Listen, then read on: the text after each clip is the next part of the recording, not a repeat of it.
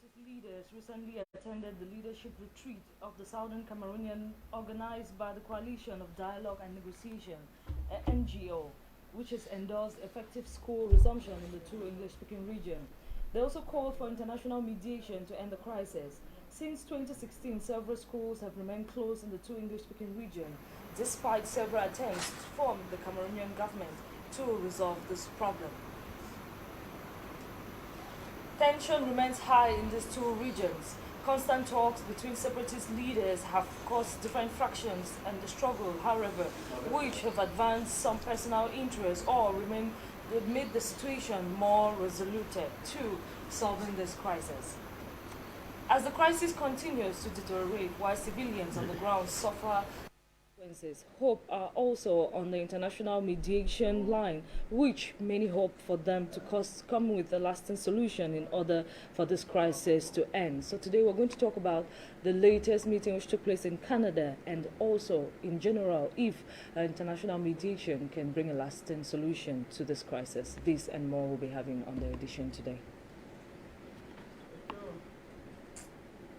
Good afternoon, ladies and gentlemen. You're welcome to the Pan-African debate on your Pan-African channel, Africa Media. So we have one main topic, which we're going to talk about the meeting which took place in Canada on looking for a solution to solve the Anglophone crisis. But first of all, we're going to talk about the date of today, which is the 6th of November, which some 39 years ago, the president of Cameroon, that is the Republic of Cameroon, President Paul Biya, actually took the top position in this country as a president. So from November 6th, 1982 to today, November 6th, 2021, we're going to talk about his reign, the positive and negative side, and what the country holds for the next coming days or the future. And secondly, we'll be talking about the meeting which took place in Canada. Some NGOs came together, called for some main leaders in the separatist side, that is in the two English-speaking region, and some other important personalities who could sit together and look for a lasting solution to talk about what is happening in the region and to look for a way forward. So we're going to talk about some people who attended this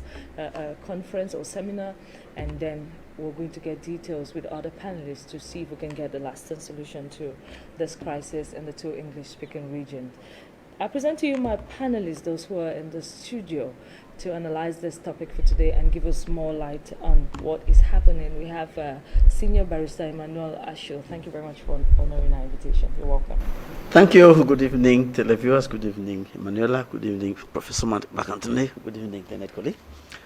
It's a pleasure being with you once again. Thank you very much for honoring our invitation. We have also Barrister Valentine Jinji. It's been a while we had you in the studio. Thank you for coming back. Yeah, good evening, Emanuela. It's a pleasure to be here. And good evening to the televiewers out there. I seize the opportunity to greet somebody who is so special to me. A Mola in Likoko Membia, one of the most illustrious sons of the soil. Mola George Ngeke Likie, very eloquent and very well-meaning gentleman. And good evening, co-panelists. Good evening, Mark Anthony. Good evening, very senior barrister, Emmanuel Ashu. Thank you very much for honoring our invitation. We have Professor Mark Anthony Akubong in the studio. Akubong, sorry, in the studio with us. Good afternoon. You're welcome to the program. Thank you very much, Emanuela, and to my fellow panelists, senior barrister and barrister from Limbe, I'm sure. Yeah. It is a pleasure to be here again today and to discuss on issues that are actually pressing, issues that concern the very existence of the nation Cameroon. I'll take advantage of this and say happy birthday, or let me use it, happy rulership day to the President of the Republic, because this is the day that he was enthroned. And I call it rulership because he has practically not been just the president, but the king of Cameroon. Thank you very much for honoring our invitation. We have over in the USA through Zoom, we have Dr. Gabila Fotong. Good afternoon. You're welcome to the program. Thank you for joining us. Let him unmute himself. Co-panelists and to your viewers. It's a pleasure to be with Afric Media again this afternoon, and thanks so much for having me. I look forward to I first of all just want to say I like the culture of citizens' engagement and participation that is animating us as a people for the last couple of years, and I feel that it's a good sign that we are building onto the birth of a vibrant democracy that we hope should come out of this season of crisis. You would know that a lot of countries in the world, especially in Africa, go through a season of crisis like what we are going through before they get to a point where they find themselves and build a stable democracy, like is the case with Rwanda. So I like the fact that in spite of everything that we're going through, we are making the best of it.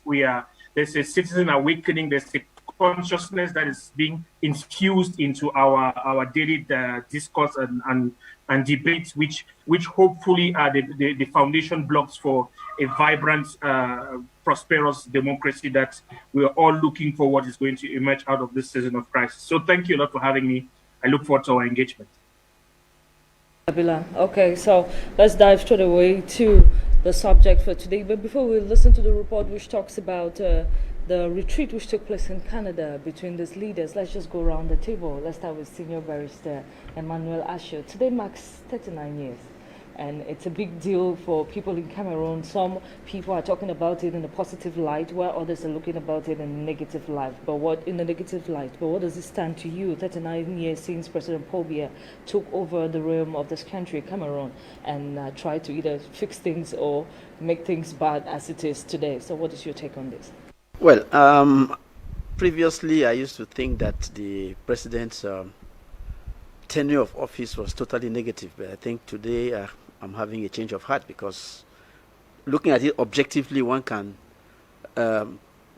say that there are some areas where he can be remembered for doing something good. Well, let's take sports infrastructure. You have The number one sports the Nobi is number one sportsman on the African continent. No, really, there is no way you can take that away from him. They look at education.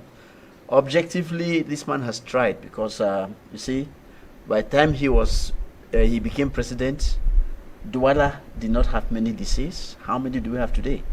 How many universities do we have today? How many colleges, high schools do we have around the country? I think he has tried. Look at the health sector too. How many reference hospitals do we have today? Top of the art hospitals, I think, in the health sector too, we can say, Mr. President, kudos, he has tried. Many people don't look at this thing, but World Health Organization said COVID-19 was going to be disastrous to the Africans. One of the reasons why we didn't have that disaster is because we have a health sector that is not doing very bad. We should not forget that. Coupled with the fact that we have a very vibrant traditional pharmacopoeia. So I think in that aspect too, yes, his government has encouraged the traditional doctors who are somehow organized, and we can see their products coming up for in this fight against COVID. They are doing their best. In fact, I think those are the three domains where I think we can remember him for doing something positive. But for the other ones, he had better not be president. So on a scale of 1 to 10, how you rate the president of the 1 country? to 10, well, I'll give it 4. 4 over 10. Okay, thank you so much, Barrister Valentine Junju. 39 years. I think some people probably younger than as somebody like I talking in the studio. Since I was born, I grew up. I've always heard one president, never a change. Some people talk about it in a good light, because sometimes change is not always the best thing. We have seen places that they have been calling for change, like Libya, and we see what Libya is today. But some other people think that they would have done probably like Nigeria or other countries to have the best. What do you think about it? 39 years in power. Emanuela, talking about the president's tenure. I remember the day he acceded to the presidency in 1982. I was in Form 3 in Bamenda. And a few months thereafter, in February 1983, he visited Bamenda. And on that day, the security was loose. He had a crab bath In fact, his visit to Bamenda could be likened to Jesus Christ entering Jerusalem. He was healed in Bamenda. For the first time, we saw our president trying to speak English. I never spoke English for 25 years. We saw a young man, buoyant, with good looks, and with good intentions. For example, on that day, he said there will be no more chasing of fires. That Chasing of fires? In Yaoundé, in Cameroon, it is customary that when you are a civil servant, for you to be upgraded, you have to rush to Yaoundé, meet people. Chasing of fires. Yes, and give tips here and there, and you are always building up your fires all throughout your career. So he said that would end. And he made some promises. He said Bamenda was the second home. And after 1984, after the coup, all those hopes were dashed. People chased fires more than in the Aijo days. And corruption became part of, corruption ate deep into the fabric of the ordinary Cameroonian. The economy was in total limbo. I remember in those days when you visited Douala, there was a zone industrial in Bonaberi. There were companies. All those companies were shut down one after another. Cameroon shipping lines, just to name a few. So I can say it's a tenure of dark hopes, and to me it's a very dark day for the history of this country, because he had all what it takes, all what it took to succeed. I remember in the early days when he was making a tour of Cameroon, he used to say in French, and I quote, "Le Cameroun se porte bien." Cameroon had no foreign debts. Cameroon was a buoyant economy. There were foreign partners that were even campaigning to lend out money to Cameroon, but Cameroon was reticent to engage in debts, and a very youthful population. I remember at the time they were even encouraging people to multiply, to reproduce. That the population was minimal, that we had potentials. But today, where do we find ourselves? Even today, one of his legacies is the Anglophone problem. At the beginning, it was an easy thing just to listen to the people, listen to the cries of the people, and call them to the table and talk to them to soothe their pain. But he did just the wrong thing. He unleashed the hammer, and people were rounded up, locked up. He did just the wrong thing, and the thing has escalated into the worst crisis that this country has ever had since we came together in 1961. So it's a very bad day. I think we have nothing to celebrate. We just have to pray and meditate that the future can be better. And we know the life of an individual cannot be linked to the life of a nation. People come and go, but the nation remains. Barrister Valentin, what do you think, when you say he was very flamboyant, with the way you saw him, he had hopes and everything, what do you think happened along the line? Somebody with that kind of enthusiasm, who was everywhere, who wanted to do this, who was promising, and he actually started doing it. But what do you think happened along the line? What could have happened to you that things turned so bad as you think? I think the fuel coup in 1984 did a lot. It changed his mind. And then he discovered that issue of a nation, according to him, was a fiction. So he retreated to his home state and became a real student of Machiavelli. From 1984, he has been fighting just to stay in power at all costs. The livelihood of Cameroonians means nothing. It's relegated to the background. From 1984, he made the army to be the elite force. The army became the shushu of the regime. He knew that for him to be in power, he needs just the army, and that the people matter less, and that the desiderata of the people doesn't count.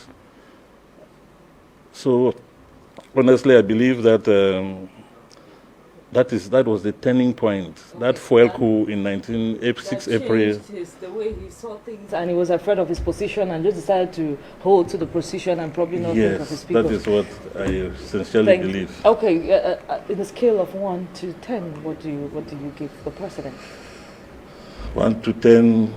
I think you mentioned, my very senior colleague mentioned some strides made, like on the educational standpoint about schools. It's true, although some of these schools are good schools. Today we have PTAs that are more onerous than school fees itself.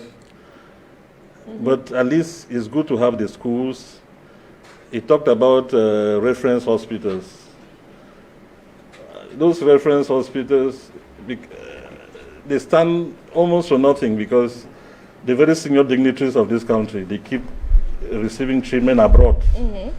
The friends of the regime, all of them, they are taken abroad when they take ill. So most of those advances, most of those good points are cosmetic. They don't really have a proper foundation. Okay, thank you very much, Barrister Valentine. So, Professor Mark Anthony. Oh, the score. You're not given the score yet, yes. 1 to 10. 1 to 10. 2 over 10. Wow. 2 over 10. Okay.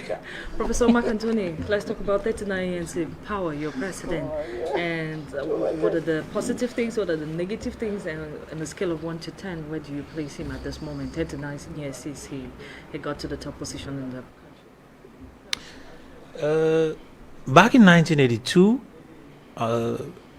Aijo had brought the nation at a level of high productivity, which implies that the country was progressively experiencing economic development. If one thing I should say is, Aijo had a strategy he was applying, a 5 years strategy for development, which was being, in fact, evaluated after 5 years, and it was really productive, and it was taking the nation high.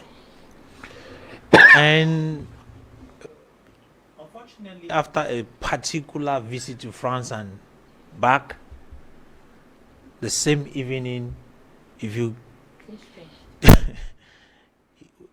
actually came, he called a meeting, an urgent meeting with an individual that nobody expected that he would ever look at him as a person to take over from him, because there was a Yisi and there was a Bois. Those were the people that were closer to him.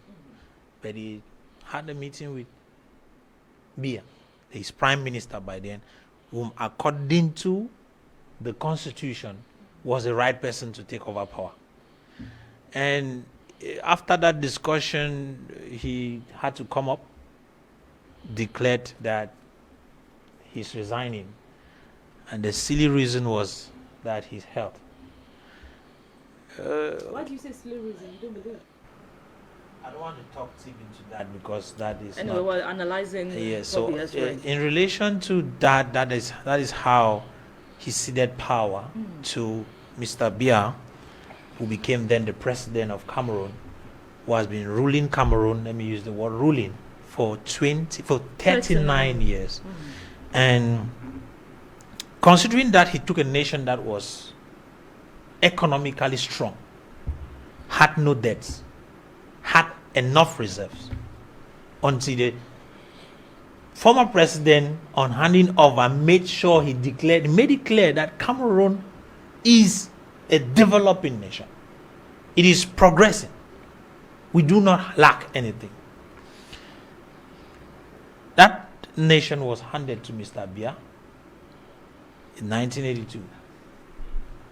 1983, there was an attempt after there was an attempt at the stadium to assassinate him.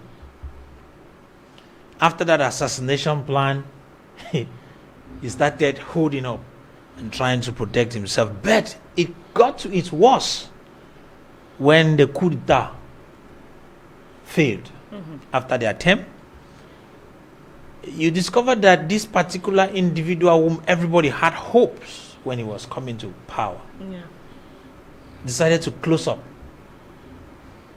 And from that moment, instead of managing the state, he started managing power. Okay. So the failure of Mr. Biya, the president of Cameroon, the reason for the so much lapses that we have is for the fact that he let go of the management of the nation and held on to the management of his power. Take note, those are two different things.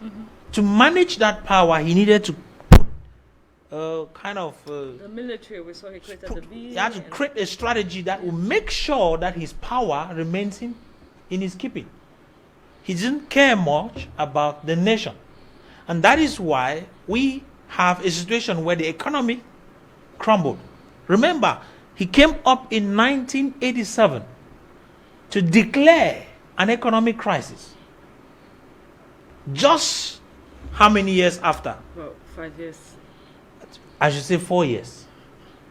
After he took power, he declared an economic crisis, a devaluation. I will tell you, if you do not know, that that's one of the reasons why Ahidjo had to actually die, because he was sitting in Senegal watching that day and heard that declaration on a particular chair that the nation he gave over has sunk into economic crisis and the nation is crumbling. Wow.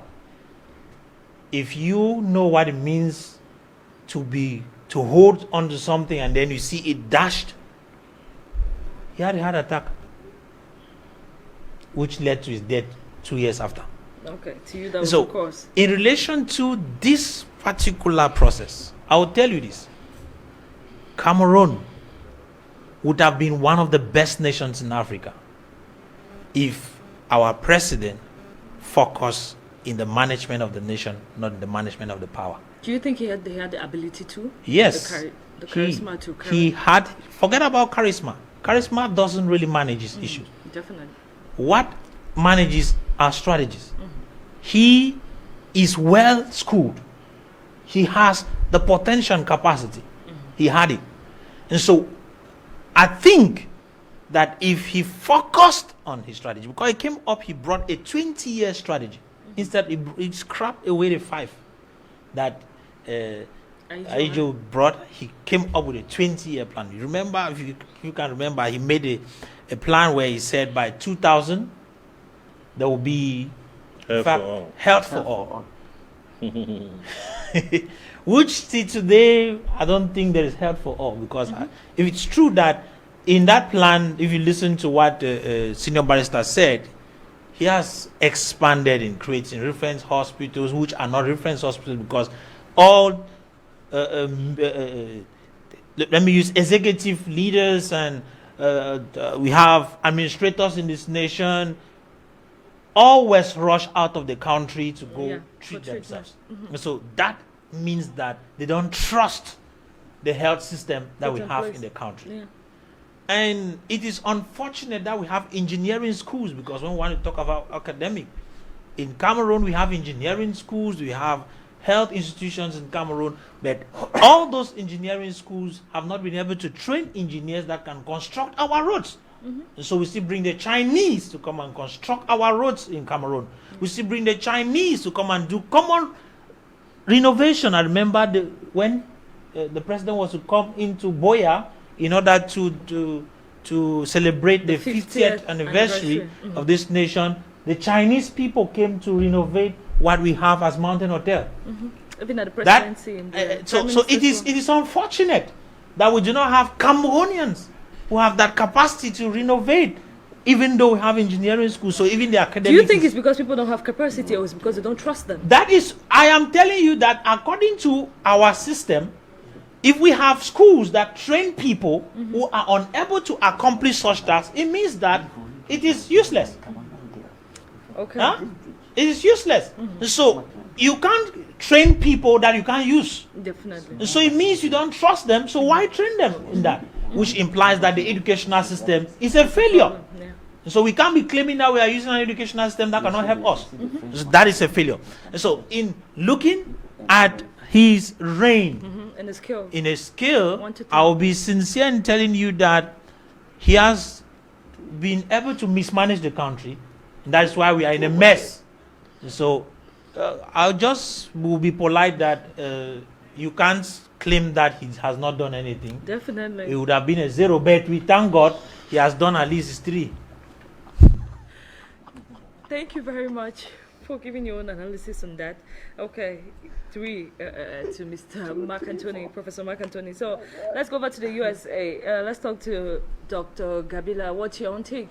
This is your country, even though you're out there in the diaspora. Most people have many reasons why they travel out. They traveled out because things were not working for them here. Some people went out for better education. What do you have as a take-home message for the 39 years in power, President Paul Biya? What's your own evaluation?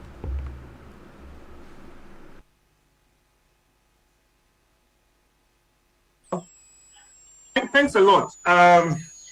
Unfortunately, I cannot share the optimism of Senior Barrister Ashu on this question. And I was too young to fully appreciate President Biya when he took office. So I can only give a judgment based on what has been my experience for his full 39 years in office. First of all, the fact that he has been there for 39 years is a failure in itself. It's problematic. There's nothing that suggests to the contrary. Secondly, one of the primary responsibilities of leadership and a leader is supposed to be the ability to inspire a people towards a dream, towards a vision, towards a future that they can create together. The ability to be able to mobilize and muster the resources of the country to work towards a specific direction that should be progressive, should be developmental, should be incremental. And in that regard, I feel that one of the net effects of the presidency of President Biya has been his ability to kill the dreams of Cameroonians. Cameroonians are no longer a people that dream and look at possibilities. He has stripped us of every last iota of dignity that we share as a people. We are walking around Africa and around the world, and we are a shadow of ourselves. Like Professor Anthony said, when President Biya took over office in 1982, Cameroon, by every standard, was one of the leading African nations from every economic fundamental that you can think about. Cameroon is one of the countries that assembled and sent aid to Asia. Cameroon had a very clear-cut plan of industrialization, which by African standard in the 80s was many, many, many, many years ahead of most African countries. And bear in mind that the plan that Ahidjo had put in place by effective management occurred in a Cameroon that had not even yet discovered resources. We had not yet uncovered the oil wealth in the Indian plains.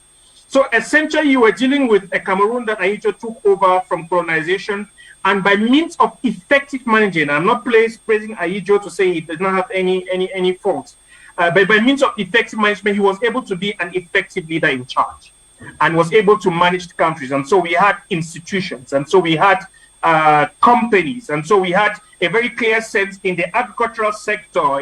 There was evidence of the implementation of a vision. But 39 years down the line, I decry the fact that we have been stripped of every symbol of anything that stands as a dignity. We have become a completely shameless people as Cameroonians. We've lost our ability to be shameful. The infrastructure that was inherited or that was constructed, I mean, look at the city of Douala that was built in the years of Ahidjo. Come back to me and look at Akwa, and look at Bonanjo, and look at all those initial investments in infrastructure, and tell me today, 39 years down the line, what is the evidence of the fact that there has been any kind of infrastructural development? Point me to the city in Cameroon that has the hallmark of the Biya presidency. Almost everything that you want to think about and you want to look at this moment, you can almost point back to the fact that it was constructed under the days of Ahidjo. It has been how many years we've been trying to construct a double-lane road in Douala, Yaoundé. I'm talking about practical things, linking the two major cities of the nation. Practical things that is a facilitation of economic opportunities to all of Central Africa. I'm talking about very practical things. Look at the number of accidents that occur on that road. Look at the number of lives that have been lost. In 2021, There is not a single 6-lane road anywhere in the Republic of Cameroon. And you guys want us to talk about celebrating a presidency? Absolutely not. There's nothing to celebrate. There's nothing to celebrate. I feel that he has so killed our ability to dream that we turn around and look at mediocrity and then we want to clap our hands and say that this is my zone. And I don't know. I cannot say I cannot blame him. I blame him because why? Everything starts and stops with leadership. I think one of his greatest weaknesses is that he has presided over a state that has promoted mediocrity, has promoted nepotism and corruption to the nth level, even within his own entourage. His inability to be able to gather the people under him and set them aligned towards the pursuit of a common vision for the well-being of the people. That has been his greatest weakness in leadership. We all know it's common knowledge. And let's not go very far. Look at COVID gates. All of this happened under his nose. And then we are going to have some Cameroonian intellectuals that will want to philosophize to us about how Machiavellic he is, how he sits and behaves as if nothing is happening, and then only knows how to strike. I mean, we have brought ourselves to a place where we have become apologists of mediocrity. Under his nose, when people are dying, in the middle of an international scandal, people embezzle money to the point of crippling programs that were set to intervene for the well-being of the population. I mean, how bad can it get? How terrible can it get? When you have leaders sitting in positions who are going to embezzle help destined for the dying population that are supposed to be overseen. And then you guys want to come back and talk that we should celebrate the fact that he has at least tried in health and education? Absolutely not. He sat and presided over the tribalization of the state. From the entrance of the people who get access to public schools to the whole public service. It has been tribalized, you know. We may as well, all the rest of us, walk away and let the Center-South completely change the name of the country to Bululand or something. And then you want to come back and say that is a vision for a common destiny? No, there's a lot not to celebrate. So if you are the leader, you have the responsibility to cast the vision. You have the responsibility to hold your people accountable. We have come from a place in Africa where we were leaders and celebrated in so many things. We've ended up in a place where we are a leader in almost nothing. Even soccer, where we took the lead in 1990s, it has taken us, what, 30 years since the 90s to postpone, to struggle, to come up to a point where we are struggling to host the Nations Cup. It's taken us 30 years of the glories of the 90s to be able to construct stadiums where we can host international games. And as I'm talking to you, some of those stadiums are still being built or still being finalized. So he has so killed our ability to dream. He has so killed our ability to be excellent. He has so killed our ability to be visionary that we are a people that have been stripped of our very conscience. We are walking around as empty skeletons of ourselves because of the system that he has presided over. And yes, it is him. The buck stopped at the head, and he needs to take responsibility for that. Because he has now left us, this generation and the generation that is sitting in the studio, with a very uphill task of turning around and let Cameroonians be given the ability to be able to dream again. Let Cameroonians be given the ability to be able to... We're no longer in a space where you go into a secondary school and you can tell children that you can become anything that you want to become if you take your studies seriously. We have constructed a society where it is bigmanism and nomanism. You get into universities, everybody is trying to find their way into public service. It is because of the incentives that have been created by the system that has been in place. We have got people to be so mediocre. We let people who are so mediocre end up in positions of influence. They drive around in big cars and they drive into our neighborhoods and our cultural meetings, and we clap for them while they're presiding over a system of society that is killing us as a people. So it's really unfortunate. Unfortunately, I don't have kind words. As a young generation, looking at where we are at, looking at the other countries of the world that these people visit. And this is the paradox, Emanuela. This is the paradox. Somebody was saying yesterday in one of your programs that the Cameroon government is host to one of the most educated government officials that Africa can boast in. I went for a study visit to Sciences Po Paris. I met the PhD thesis of Bukokom Bonjo, who used to be external relations, Minister of External Relations. All these people that have been members of the Biya'a cabinet for the last 30 odd years have studied in the highest, most senior institutions in the world. They have come back and have met a system that has squeezed the excellence out of them. So it's not for lack of knowledge. It's not for lack of skills. It's not for lack of education. It's because Mr. Biya'a has presided over a system that promotes and rewards mediocrity. Some people may call that Machiavellic. Unfortunately, it ends up with a space where we have to survive. Survival is in the mindset of every single Cameroonian. But we are not supposed to be a people that survive. We must be a people that strive, because we have the potentials, we have the abilities, we have the resources, we have the skills, we are educated. We have the ability to be able to be the best, a leading nation on the African continent. We are not there. We have the whole day. Let's put it on a scale. So from 1 to 10, what do you rate President Paul Biya? 0. They have all become pseudo-intellectuals. It's a sad day in Cameroon to look at 39 years of Biya's presidency. Unfortunately, I have nothing positive to say about it. What level do you put him? Yeah. To grade him would be to validate that he even made an effort. I wouldn't even give him a 0. Okay, thank you very much. Thank you very much. Okay, we have Apostle Ambe Valentine in the studio. Wow. You're welcome to the program. So we are talking about the 39 years of Mr. Biya in place and what he has done. So can you just give us your own views? 39 years since Mr. Biya came into power. Good afternoon, Emanuela. Good afternoon, co-panelists. Good afternoon, Africans. We're talking about Cameroon today and the legacy of President Paul Biya. I wouldn't want to join the other panelists to say President Paul Biya has a 0, but the truth is, let's give analysis based on what is on the ground, and let's be objective. Yeah, Barrister Emmanuel Ashun said it. And encouraged that he did good in the educational sector. For 39 years that President Paul Biya has been in power, for the past 34 years, he has a legacy of peace that he maintained, peace and serenity, which is something that most presidents find it difficult. It's rather unfortunate that the Anglophone crisis escalated for the past 5 years. That has tarnished, it looks like 5 years damage has cancelled 34 years of peace. But if we have to give a score on that, in 39 years, if you rule for 34 years in peace, then you must have scored an A grade. So let's appreciate President Paul Biya for peace and serenity in this country. Secondly, President Paul Biya came to power. Education was not at its peak right now. Every Cameroonian, to some greater extent, is educated because he has given flexibility in the educational sector. We have private institutions that are open this time around freely. People have the ability to study as they want. And because of the tight economic system, African Cameroonians have been forced to go to school to become better in the society. Since if you are not educated to some extent, you cannot get a befitting job. For instance, in those days, you have O levels and you have job in the government. I know of a person who had O levels and it was a deal. But you cannot have O-level students become a deal. The difficulty in getting befitting jobs in the country pushed Cameroonians to study, which I think he has played a pivotal role in that area. The private sector also, most of the schools we have today, we have about 200 private universities, which President Paul Biya has given license for them to operate. It has given every Cameroonian the access to education. And if you want to standard or put the educational standard in Cameroon, in Central Africa, we are the most educated country, because by the grace of God, I've flown to a few of those countries. Guinea cannot compare to us. They come here to study.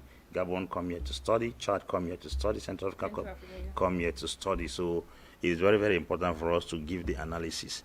But, leadership is the capacity to translate vision into reality. President Paul Biya has not been a visionary leader. He has been casting visions that he has never accomplished. For instance, beginning with communal liberalism, which he came to power and then preached and never accomplished. From there, he moved to rigor and moralization. We have not seen any rigor. We have not seen any moralization. From there, he moved to New Deal. And now we are in force of experience. If you couple all these different tenure, different leadership strata that he put in place, slogans, they have not been accomplished. Why? Because he actually served in Cameroon as a youth, but the ancestors are leading us. He came to power as a very young man. He was in power as a very young man. And for somebody who came to power as a young man, he would have been the beacon of light that would have shown that youth are better in leadership. But it's unfortunate. All the persons we have today in leadership are people who are outdated. Is it because of his age too? So he needed to put his age group around him? No. It has nothing to do with age group. To me, I feel it's greed. because there is a rotation of persons who have worked in the government, gone on retirement, brought back, gone on retirement, brought back, while they are fresh people coming from school. We keep graduating young men from ENAM, IRIC, EMIA, ENS every day coming out, but the old persons who have been in power for many years without any fresh information, they are still in power. Coming to multipartism, we have a flash in the name of democracy or multipartism. Actually, we are practicing monarchy and chiefdoms and fiefdoms, which definitely tells us that we have a president in power who does not allow elections to be fair. The electoral system in Cameroon is poor, the elections are poorly conducted, and it has kept one party in power for so many years. That is not democracy, because democracy is when the people have the government. Dictatorship is when the government have the people. In Cameroon, the people do not have the government, but the government has the people, which is very delicate. Going to the sector of the economic sector, President Ayejo came with the Green Revolution. We don't know what Probia came with, whether it is black or blue or yellow. But the Green Revolution, you discover that in the era of President Ayejo, we did not focus more on the mineral resources. We counted on the strength of our backbone, which is the soil and the climatic condition. Cameroon is Africa's miniature, and our strength is agriculture. I don't know who bewitched us that oil is our strength. Oil is not our strength. Gold is not our strength. Bauxite is not our strength. Manganese is not our strength. Our strength is the soil and the climatic condition. And President Ayejo actually paid attention to that. In those days, we were growing up, you could go to off license and you pick 10,000 francs in the morning. You cannot pick 100 francs now in the street. Gary was sold in a very Gary for 10 Gary francs. for 10 francs. Gary for 10 francs. Sugar, in those days, you buy 5 cubes of sugar for 10 francs. That is to let you understand that the plantations in Sosukam and were under serious expansion. Cocoa in the southwest and northwest, we had all these kind of cooperatives like Limbe Cooperative Credit Union, Muyoka Cooperative Credit Union, where farmers were the one to determine the price of cocoa. But today you cannot tell who determines the price of cocoa. That green revolution has become a yellow revolution. Today, Cameroon imports onion worth 4 billion francs CFA per annum.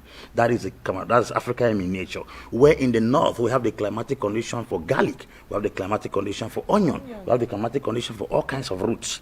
You come to the forest region, we import pork worth 42 billion francs per annum in this country. In a country where we have pigs everywhere. That is to let you understand that we have drifted our focus from our main source and strength, and we have now gone somewhere. Look at what Ayejo did. He went to Mao Zedong in those days in China and asked Mao Zedong, you have a huge population. I don't see minerals in your country.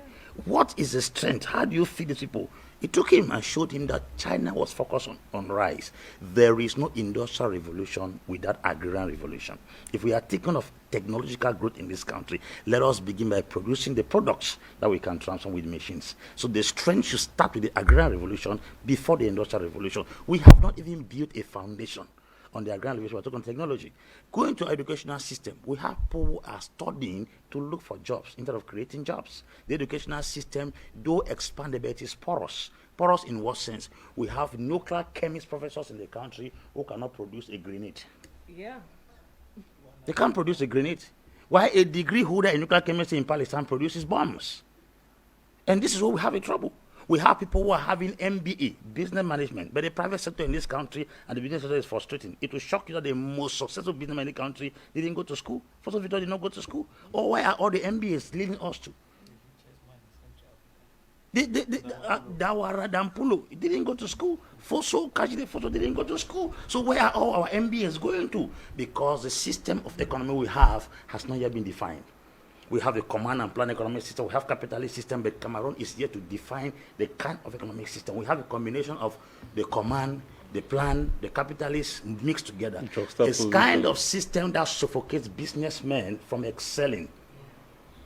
We heap taxes on people in such a way that if you don't coin yourself in the political party, your business cannot survive. Such an atmosphere cannot produce successful business people. And it's a shame that our system, civil servants are more successful than businessmen. That tells you the geroncratic and oligarchic system of government that we are practicing that does not allow people to express what they have inside of them.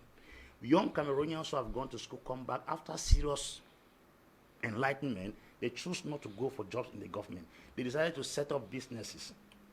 Do you know in the days of Ahijo, you cannot be shaving hair and see a tax collector in your salon? But today people are coming to collect tax on a man that shaves hair and earns 500 francs a day. How much does he work? In countries like Canada, you open a company, it's after about 4 to 5 years. They look at your capital rate before they start giving you taxes. But in Cameroon, they give you exoneration for 1 year. I'm talking as a company owner. For 1 year. And after that, that's what time. Exoneration of pattern for 1 year. After that, whether you have a contract or not, they suffocate them. So most companies die in suitcase without having offices. Is to tell you the structure of our system that frustrates people. So when it comes to administrative, economic, social, political, as well as cultural, we have a deficiency in leadership in Cameroon. And that boils down on leadership. Why? Because a man was paid attention to than the nation. Cameroon is more of a person than a people. That's why everybody that comes to the say, we thank the head of state. We don't thank the administration. We don't say in the name of the people. Learned barristers are here. When you go to the court, they say in the name of the people of Cameroon. But what we hear in Cameroon is the name of the head of state. That's to let you understand that we are here to lift up a person than an economy. So I'll lay that foundation before we continue.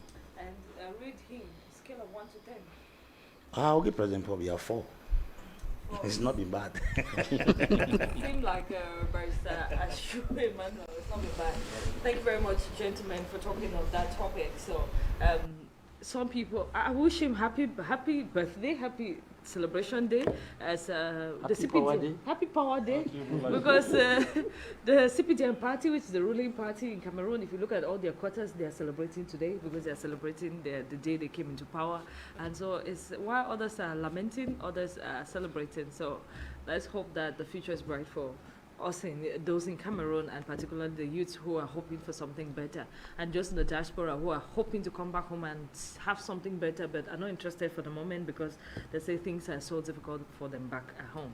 So let's get into our main topic for today. Let's watch this report, which is put together by the English text of African Media. We'll be right back after that. Leaders of separatist groups, religious and cultural leaders, the civil society, women and other prominent Anglophone actors have met in Toronto, Canada to ponder on ways to seek a lasting solution to the crisis that has been rocking the two English-speaking regions of Cameroon for 5 years now.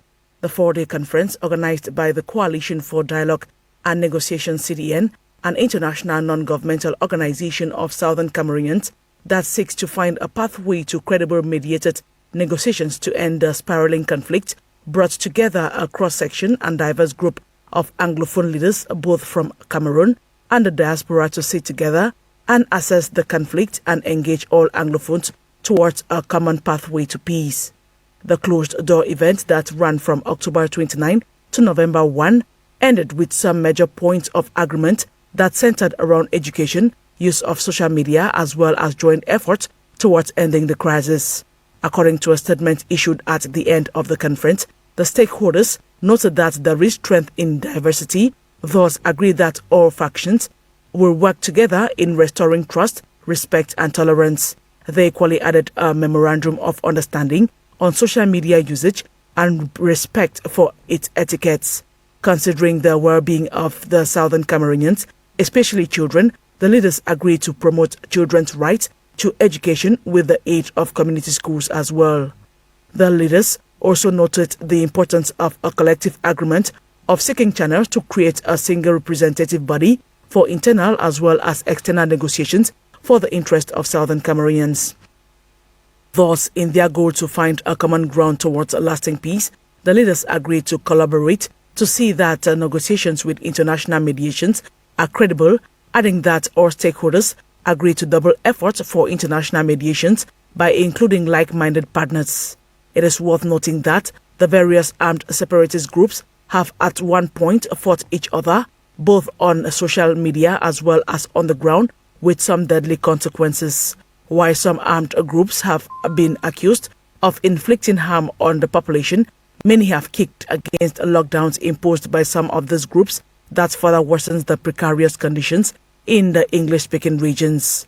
Since 2017, deadly fighting has been witnessed between government forces and separatists, with both sides committing widespread atrocities that have led to thousands of deaths and the displacement of approximately 500,000 people, either internally or as refugees in neighboring countries. It was hoped that the major national dialogue organized by the government in 2019 would bring a lasting solution to the crisis. But things did not turn out as hoped, as fighting in the northwest and southwest regions of the country has not slowed down but rather intensified in recent months, and this has hampered joint engagement toward dialogue to end the civil war. The United Nations Office for the Coordination of Humanitarian Affairs, OCHA, in its most recent report on the conflict, highlighted the impact the violence has had on education. It says since the beginning of the crisis in 2016, education has been highly affected, with many schools shut down to avoid frequent attacks against education facilities, while teachers and students have been attacked, kidnapped, threatened and killed. At the end of the retreat, the leaders encouraged reconvening to measure the progress of the talks in alignment with the interest of the population back home, applauded the CDN initiative and assured their support to the organization, while pleading with the CDN to call for talks within the shortest time possible to elaborate on important matters raised during the Toronto retreat. It is hoped this retreat will be a new beginning towards more collaboration and may just be the type of constructive action everyone is looking forward to. Only time will tell.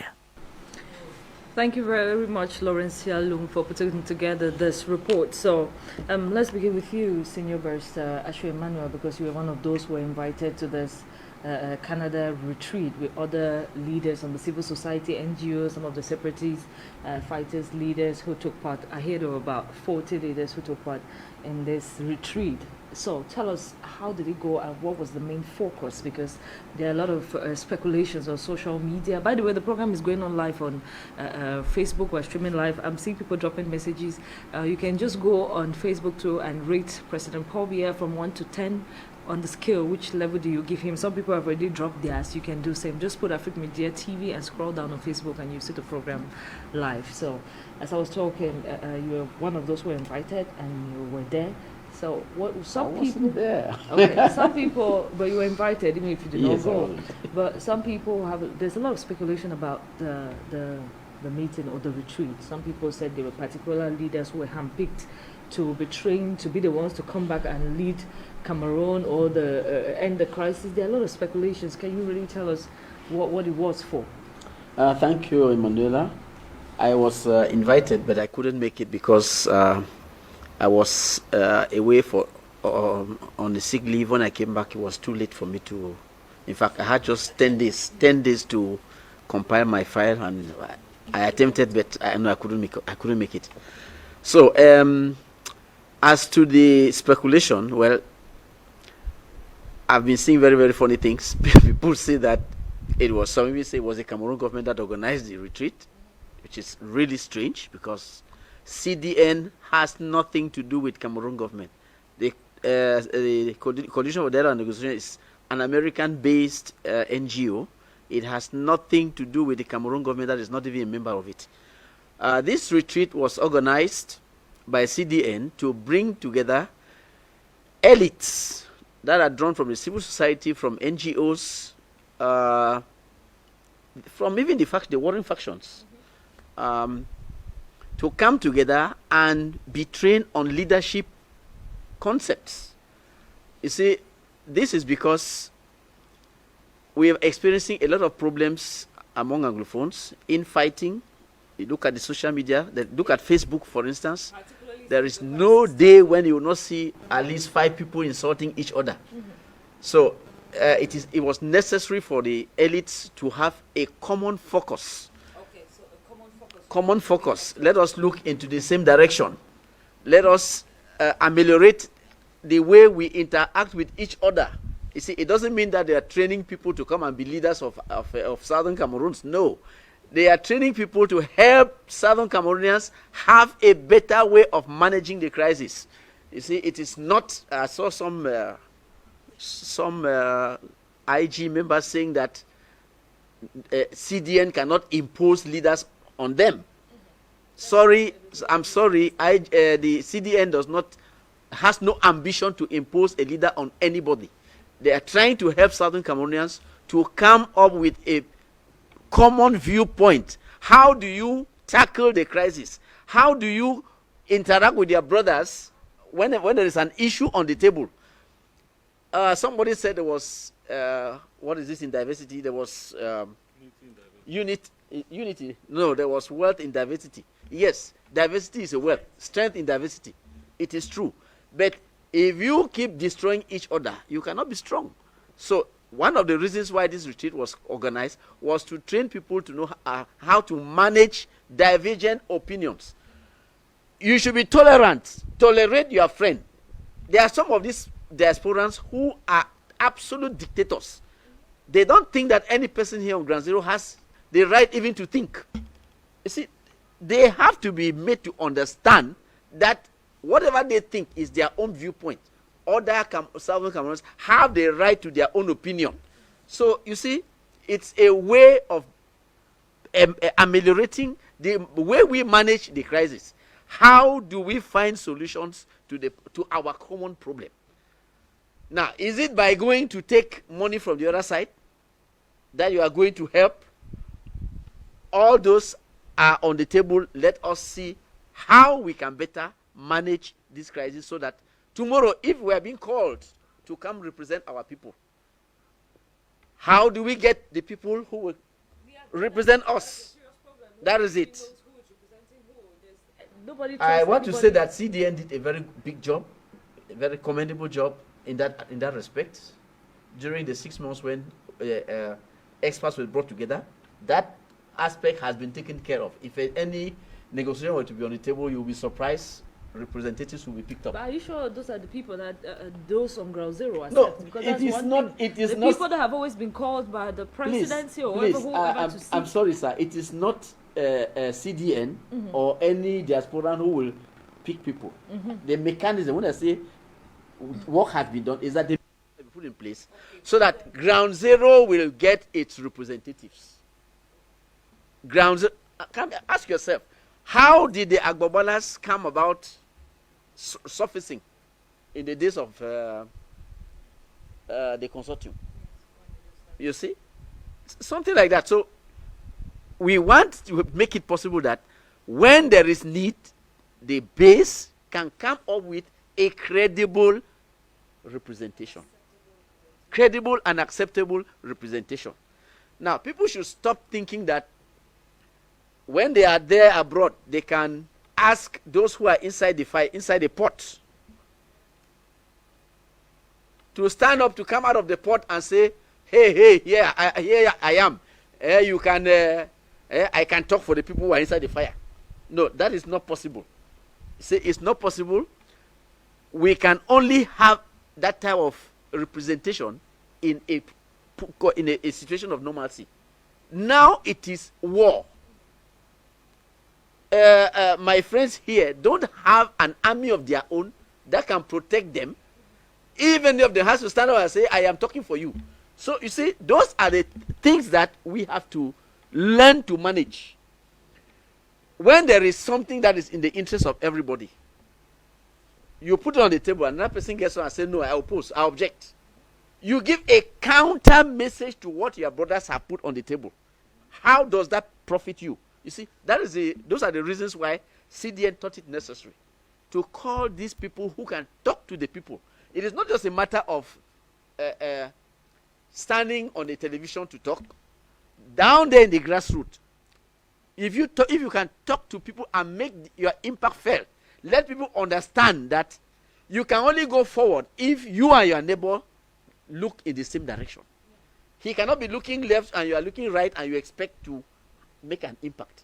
So it is nice that in a crisis situation, we put all hands on deck. Now look at even things like management of the food crisis. If elites come together, the little we have can be shared. The little we have can be shared. Management of the health crisis.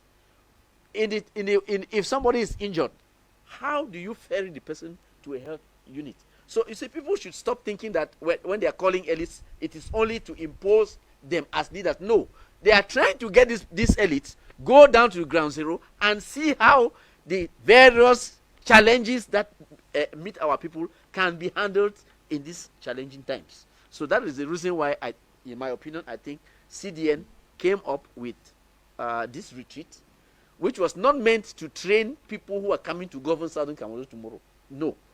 It was meant to train the people who had been selected in leadership capacities. Now, there is something that I would like to stress here. You see, many people say that CDN is a coalition for surrender. They call CDN coalition for surrender. Look, you see, people have to be objective. CDN is an NGO that does not take sides. You can look at the degree of people, the caliber of people who were invited. They invited people from all over, from all these spheres. Even those who were federalists and all that, they were all invited. That's it. Thank you. You see, CDN doesn't take sides. It brings everybody together. And these people should try to understand. When you look at their diplomacy, whether it's Ayuktabe or it's Saku's IGO, their diplomacy is a total failure. It's a total failure. The person who is succeeding in diplomacy is CDN. If I'm wrong, correct me. How did the U.S. Senate come about passing Resolution 684? How? If not of CDN. It is CDN that is carrying out the greatest diplomatic strides in this conflict. And you see, look at this retreat. Bringing these people together to make them look in the same direction is what none of the other groups can ever dare. They cannot even try, because their livelihood is to make sure that they neutralize each other. If you neutralize each other, then who is going to prevail on the field? Nobody. So I think it is important that people know that CDN is an organization that does not take sides. It is there to make it possible that the avenues of peace, if you look at the other sister NGOs that partnered with CDN, you see that these are all organizations that are working to foster peace. So CDN has no objective to come and take over the running of Southern Cameroons. They are not going to produce leaders. They are not going to support IG of Ekome or IG of Sisiku or Akwanga. No, they are not political. CDN is not political. So people should stop all this. This their thing that I see. They say coalition for surrender. I even saw some absurd messages that Mr. Tanganji was in Canada dividing money. True, I saw it. They say he was dividing money to people who were invited. I mean, people should be true to themselves now. Why would you want to soil such a good initiative? What has Tanganji got to do with CDN that you're going to be dividing monies to people? How much did he give? Mr. Tanganji, if you are listening to me, come and tell us how much you gave to all the participants. It's nonsense. You see, they just try to paint black any good initiative that comes on the table. I wasn't there. Nobody can put me there to say you received this or received that. But I want to say that that type of nonsense that is being propagated should be stopped, because CDN has nothing. CDN has nothing to do with Cameroon government. It is an international NGO that is fighting to bring about peace in this conflict. Now, you see, there is one other aspect that we'll have to look at, because the big question here has always been, is this conflict an international conflict or is it a local conflict? CDN is the person who has said, look, this is an international conflict, it is not a local conflict. It's a conflict between Southern Cameroons and the Republic of Cameroon. That has been put on the table by CDN. It is thanks to CDN that we know today that it is necessary to bring the international community on the table, because it is a conflict concerning two states. Okay. It is not a local conflict, it is an international conflict. Thank you very much for that clarification, because there was a lot of speculation and mix-up about what happened this past week. So, Barrister Valentine JJ, what's your take on this retreat which took place in Canada? It's the first of its kind that we saw many of the different warring fractions out there, because we know most of the leaders and the diaspora, particularly those who are fighting, it started well with one group, two groups. When Siseko was put in prison, now we have so many groups, even though Wayere Sako is the main group, but there are other groups that are still trying to prove themselves. So they have been fighting for so long, and they have not accepted to sit on the same table. But we saw most of them in this retreat. Many people have applauded that move, while others are thinking that no, it might not work. What do you think about it? Yeah, first and foremost, I thank the very senior barrister Ashu for shedding more light on this concept of CDN, because I tried to garner and I tried to really comprehend what it was all about, but I had some shortcomings. It's now that it has been really clarified. What I can say is that it's a very lofty initiative, always coming too late, but it is a wonderful initiative. And I see this opportunity to congratulate all those who contributed one way or the other for it to happen, that they are on the right direction. You see, for 5 years and counting, we have been fighting each other, we have been vilifying each other, we have been destroying ourselves. There's a lot of intolerance. When you say something, you are branded as an enabler. You say you are a traitor. Even Seseku Ayuktabe, who is in the dungeon of the enemy, they still brand him a traitor. I don't know what he has betrayed. Maybe for being arrested was a crime. You see, everybody's just jostling for power. Which power? When the whole of the southern Cameroon is in ruins as we speak. Very few of us can even visit our villages. Very few. We cannot even bury our loved ones.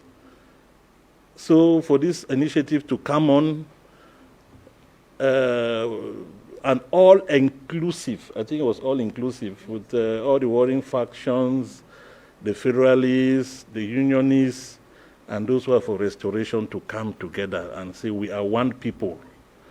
Let's harness our ideas and speak in one voice for the way forward. You know, there is no wheel we can invent. People talk about independence. I think even to accede to independence, there is a pattern. You cannot accede to independence through horror and brutality. We are in the concert of civilized nations. There are some lay down principles which you cannot violate. You have first and foremost to get the sympathy of the international community. Look at the case of South Sudan. They went through stages. You don't just stand somewhere and you declare what they call unilateral declaration of independence, take us to nowhere. It's just a bluff. There's even a country in Africa, like the country has de facto independence. They declare themselves independence, they carve out the territory for themselves, they have their police, they have everything, but they have not been recognized by the international community. They have not been admitted into the UN. They cannot trade with other countries. Their citizens cannot travel because they cannot give them visa, they don't recognize them. That is the fix in which they found themselves. That country, the Republic of Somaliland. So we have to learn. Attacking day in, day out the crisis. So we have to learn from all this. We have to learn from all this. So we have to learn from all this. So first and foremost, the first thing is to eschew intolerance. Yeah. To be a federalist, there's nothing wrong in being a federalist. I'm one. To be a unionist, there is nothing wrong in being a unionist. Let every opinion count. Let all the shades of opinion be on the table. If we are intolerant, then why are we fighting against the dictatorship of Mr. Biya? We cannot replace a slave master with another slave master. So I believe that it's a very lofty initiative, bring people together. I hope there were women groups there. Mm-hmm. I know women have been bearing the brunt as far as this conflict is concerned. Yeah. It's their husband and their children who are being killed under their eyes. I remember the little girl, Caroline, was killed in cool blood, under broad daylight, in front, under the eyes of the mother. That's just one case in a million. Yeah. So bringing everybody on board, I think it was just talks about talks, to plan the decor, to create, to create a platform that tomorrow when they talk about dialogue, because they're talking about international mediation, and there can be no meaningful dialogue without international mediation. When they talk about dialogue, who are going to be the actors? Will it be those people who are saying independence or nothing? No, you cannot go to a dialogue table with a steadfast position. Even for the end of apartheid, there was CODESA talks, Confederation for a New Democratic South Africa. It went on for years. It's a process, and we need people with mettle, because democracy, diplomacy and negotiation is an art. Not everybody is a diplomat. There are people who are trained for that. There are people who are good at that. That's why in very serious countries, there are people who are foreign ministers for more than 40 years. Andrei Gromyko was foreign minister of the Soviet Union for more than 40 years. There's Sergei Lavrov, who is there now for more than 15 years. Because they are experts. They are good at the art of negotiation. So, once more, I pledge my very humble support to the Coalition for Dialogue and, dialogue and negotiations. And that for long, the silent majority in the Northwest or in the Southern Cameroons have been silent. I think it is time for their voices to be heard. So, on that score, I say it's a step in the right direction. Thank you very much, Barrister Valentine. So, Professor Mark Anthony, what do you think about this move, and will it yield the expected fruits? Because it's been long, everybody's calling for peace, but the peace is like just in words and not in action. This is the first time that these people have come together. We know not everybody is just going to accept immediately, but at least they spoke. It's a step, because they have hardly met. They're always fighting and stuff, but it's a step, and some people have applauded it, even though after that there are others who are still cursing what is happening. It is certain that not every idea that comes to the table will be accepted by everybody, and not every strategy or solution that is brought in to deal with a particular problem is accepted by all.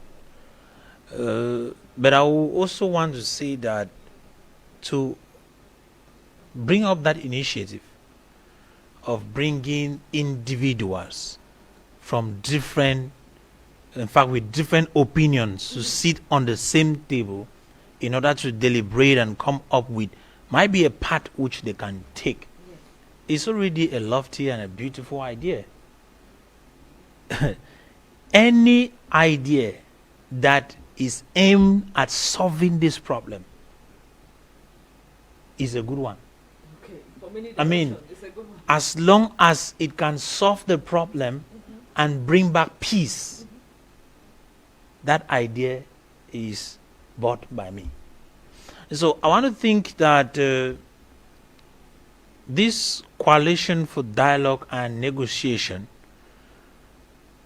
I don't know those who sponsored it, but the fact that they could bring in unionists, federalists, and separatists together, and this discussed until we never heard that there was a fight in that hall. Yeah.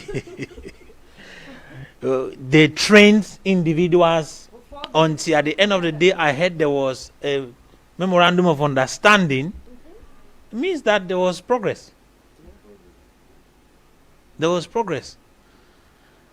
Because I know that most of these guys, the separatists to be precise, the moment your opinion is against theirs, you are either a black leg, you are whatever name they can call you, you are, they say enabler. So, it is very, very something worth appreciating. Let me put it back there. If this guy sat down, came up, discussed, and there was no fight, wow. So my take now is, after that has been done, what are the steps to implement in order to come towards reality, because that is just a meeting. The idea of community school, where will it work? Is it in this same nation, Cameroon? Because let us be sincere. The idea of community schools had come earlier, and it was rejected. I remember in the Fundong area, they had started struggling to implement the community schools, and the deals and had to stand against it. Which curriculum would they be using? Which Exams would they be writing? First So common trend. those are some of the things. It is good that they came up with these resolutions, but the implementation strategy, the formula on how it will be realized is what we need to hear. It is what we want to see. How do we help our brothers who are in the bushes to get to a place where they will be able to have their freedom? Because as we are talking right now, they lack freedom. And that's why they hold their guns till tomorrow. They are practically living in the bushes because they know that if they come out and drop those guns, they will be arrested. Even though some have this, that it will only be death that will separate them from that, until they have their restoration. Some until they have their separation. Yeah. So we have these stringent ideas that are there. How would this be implemented? be And it's from there that people are going to know if those in the diaspora still have the control over those Back back here at home, because at home. before they used to have a huge control, followership and all but that? for the past 2 years things have really changed, because you will see those in the bushes, some of the videos they do, they're also cursing some of the leaders there and saying, no, you are now I don't listen to you. So now the implementation process, that will be the key factor. That is when people really know if they are still really having control. That is where I am, because we are talking about something. It is true some persons were invited to discuss, but they are not the ones holding the guns. Even some of those who claim that they are the ones having the groups, they do not have control of the groups. Some of the groups, because some still do. When I say they do not have control, is because you can stay there and talk, and those boys, they know that they are the ones risking their lives. Yeah. They will stand against what you are saying. So how are they planning to bring them in? Might be they invited some of them. How were they to transport them from there to Canada if some of them were invited? Because none of them will go to the Cameroon embassy, to the Canadian embassy to go get a visa. That's asking for And too so, much. Okay. and so it is something I need to know. If they were neglected and not brought in for that meeting, is also a problem. Anyway, And- most of the leaders, Yeah? because we know the leaders. It's just the that, no, beginning. The I leader, they step. understand. That's why I said I appreciate it. But I am speaking because I am tired as an individual. We are talking and talking. You do not know the pain. Yeah. People are What's dying on the every field day. is different. Yes, it's different. Yeah. So it is something might be when you are there, you get into the interiors that you understand, because maybe if you stay in Boya, in Limbe, you say You no. think it's- Go to Bamenda, get into the villages. I have, Even in the south, as I'm talking right now, as I'm talking right now, yesterday, there is a couple that called me. They said they were around Nyos, where Lake Nyos is found. And they said they went for a burial. And they were planning to bury the corpse and then take off. And that same evening, as they were burying, the military came in, shooting, and because something happened, so everybody ran, and people went into bushes. And so, as they are talking right now, they have been walking For days, they do not know exactly where they are, but they are around us, as they said. And what they need is money to locate themselves in Fundong so that they can come back. And they were directing me to go to a school where the wife of the man, because it was the husband and the wife who called, that I should go to the Dokpasi 3. They directed me to one school. That they need help. They need transport because some boys came. You need to pay your way. Some boys came. He said they told me some boys came with guns, claimed that they were separatists, surrendered them and asked them to give their phone and the code of their momo. So they gave it and they removed everything that was inside, and then even took the 20,000 that they had on their body. So now they are empty and helpless. I'm saying this because that's what they told me yesterday, and that's what many people are I was going through. entering here, they called. So that is a situation in which a lot of persons are going through. Frustrated. So we cannot, in fact, we need every strategy possible to make sure that this thing ends. Thank you very much, Professor Mark Anthony. Let's go over to South Africa. I was saying the USA, it's a mistake. Dr. Gabila, what are the people in the diaspora saying? What are you hearing out there in South Africa and others in the diaspora? Because I know you people are in many forums. What do they think about the retreat which took place in Canada? We have heard of other ones, like the one you started in Switzerland, the other ones that have been failing. What do they think about this one? Are they saying anything possible? And also give your personal views on this. Okay, thanks so much, Emanuela, for that. First of all, I just want to say that I think overall, it's Toronto is a step in the right direction. Toronto is a step in the right direction because a leader is a leader because he solves problems. Leadership is the art of identifying and finding solutions to existing problems.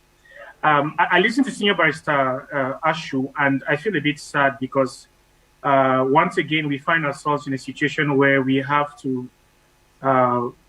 rise above our common practice of bickering and fighting each other and try to explain to some people why some people have put up their hands to try and find solutions to a problem that is facing all of us, which is not supposed to be the case. I am of the view that every person, Barrister Ashu, has the right, as long as they're born and feed Southern Cameroon, to aspire to any position of leadership in the Southern Cameroons. And that leadership should not just be positional. It should not be, people should not be concerned and worried about the fact that they think that other people are positioning themselves to be the representatives. No. I think that as Southern Cameroonians, we should move more and more to a mindset of leadership that says, what are the problems? How can we solve them? Who is coming up with the best solution? How can we fix it? And that is the leadership that CDN shows. So I am sad, and I don't think that anybody should come on air and have to feel the obligation. And I understand completely looking at the bickering in social media. But we need to go past that. We need to go past that space where we feel the obligation to justify why somebody is doing what they're doing to bring relief to our people. I mean, look at the story of Professor Mark Anthony. Does anybody who looks at such a situation and thinks that we need to bring an end to the conflict as soon as yesterday, does such a person need to apologize for looking at creating a platform to get the stakeholders to come and talk? No, I think that as a society, we should go past that level. Our leaders emerge naturally, like Professor Senior Barrister Ashu said, that our leaders emerge naturally if we can come together and find actual solutions to the humanitarian crisis, come together and find actual solutions to the question of education. Okay, there is a historical injustice we are trying to resolve here. But while that is tarrying, there is an impact upon the educational system. Our children are out of school. What can we do about that? I think that's leadership. Leadership is saying, let's solve the security situation. What can we find as intermediate measures? Leadership is saying there's a humanitarian crisis. There's a situation of internally displaced. There's a situation of thousands of our brothers and sisters are in the jails that do not have either representation, do not have basic health facilities. Some of them have been in prison for so many years without any kind of trial. Those are real problems. And people have been so used to representative democracy that they tend to forget that a leader has to be, first of all, a leader because they are concerned about the plight of the people. I was listening to a quote by Amical Cabral the other day. Somebody was quoting it to me that says that people in a contestation are not primarily fighting to validate the idea that is sitting in somebody's mind. If people ever get involved in a conflict, they are fighting because at the end of the day, they want a better life for themselves, for their children, and for posterity. That is a space that provides an opportunity for anybody that has a solution to emerge as leader. And then by their actions, by the things that they have succeeded to do in finding concrete solutions to all the challenges that we are facing, their leadership will be confirmed and conferred. You know, Apostle Ambe is going to tell you that. That's how David rose to be an undisputable leader in Israel. David did not gain access to the throne by means of being entitled by lineage. You know, David was after anointed, but he earned it. He killed Goliath. You know, there was a threat, existential threat to his people that constantly challenged it, and he stood up and he put up his hand and says, I'm going to face this giant. And after he proved himself by killing Goliath, then the children and the women of Israel began to sing his praises, and the validation was confirmed by means of his actions on the ground. Our people are supposed to switch into that kind of practical conceptualization of leadership, not positional, not insecurity out of the fact that these people are putting up their hands because they want to come and occupy government positions in the southern Cameroons. No, let us go past that stage. There are Goliaths, there are giants that we are facing at the moment that we are supposed to come together and find ways of killing them one after the other. And leaders would emerge naturally, trust me. In the case of the CDN, they have shown leadership in diplomacy. CDN is just a group, the Coalition for Dialogue and Negotiations is just a group of our sons and our daughters, our brothers and our sisters, sitting in the international community who are making use of their time, their network, their understanding, their intelligence, and their money to add their voice to finding a solution to the crisis that we're facing. Nothing more, nothing less. And I believe that we are all supposed to be so secure and so comforted in the fact that our parents are supposed to be secure and comforted in the fact that they have raised children. Our brothers and sisters are supposed to be secure and comforted in the fact that they have a diaspora that is speaking for them. I mean, when we think about the diaspora, come to face it, you go down into any part of the southern Cameroons, every next house has somebody overseas. The diaspora for southern Cameroonians has been our government. The diaspora has been the one taking care of education, building houses for our parents, coming up with retirement plans for our parents. The diaspora has been, and I'm not saying this to negate the efforts of our brothers on the ground. I'm saying that in the absence of a robust social support system in the context in which we are living, all of us sitting in the diaspora know how much of the burden of care has been sitting on our shoulders with respect to our families back home. And none of that is done out of a sense of, it's done out of a sense of gratitude that our mothers and our fathers brought us up. Most of them had to sacrifice enormously to send us overseas. And our people back home should be grateful that we have not come here living a good life and forgotten about what is happening back home. So the CDN did what they were just supposed to do. You know, it is absolutely important that we understand the role of the diaspora in the building of peace in the context. In every other same country on the continent around the world, the diaspora is often used as a means of development.